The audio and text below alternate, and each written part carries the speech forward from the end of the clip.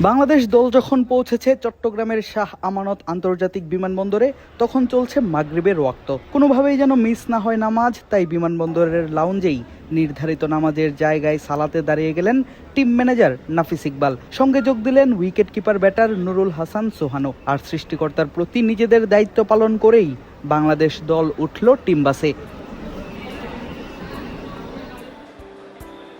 সবার আগে বিমানবন্দর থেকে বের হলেন ওয়ানডেতে দারুণ ব্যাটিং পারফর্ম দেখিয়ে গাড়ি জিতে নেয়া তাওহিদ হৃদয়। আর তার পেছনই বের হতে দেখা গেল Rishad Hossain, opener Tanzid Hasan Tamim, Sheikh মেহেদীদের।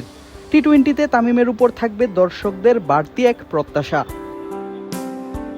Batting coach Mohammad Ashraful lounge থেকে বের হয়ে চলে গেলেন টিম ম্যানেজমেন্টের জন্য রাখা আলাদা কোস্টার বাসে।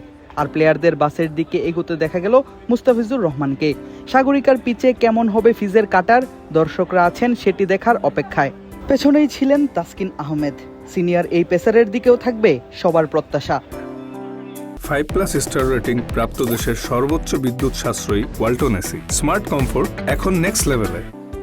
সিনিয়র এই দুই পেসার ছাড়াও দলের জন্য গুরুত্বপূর্ণ হয়ে উঠতে পারেন তরুণ পেসার আব্দুল গাফফার সাকলাইন।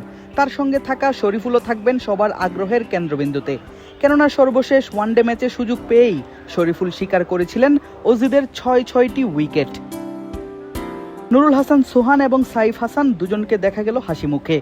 সোহান শেষ ওয়ানডেতে সুযোগ পেয়ে করেছেন দুর্দান্ত কিপিংটা।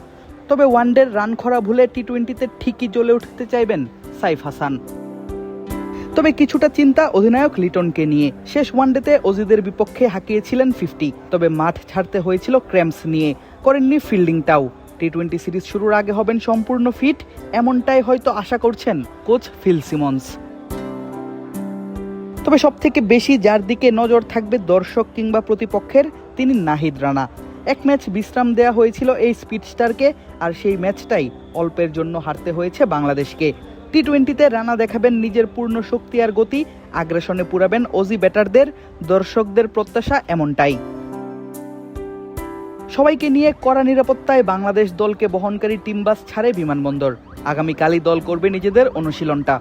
আর পরশু অর্থাৎ 17ই জুন তারা অজিদের মুখোমুখি হবে প্রথম টি-20 ম্যাচে। 19 এবং 21 জুন মাঠে গড়াবে বাকি দুটি ম্যাচ। আর সবগুলো খেলাই অনুষ্ঠিত হবে চট্টগ্রামের সাগরিকায়। ওয়ানডের মতো টি-20 সিরিজেও তারা হারাতে চাইবে মাইটি অজিদের। তবে সেই কাজটা সহজ হবে না একদমই। আদিব আশরাফ, ক্রিক ফ্রেন্জি।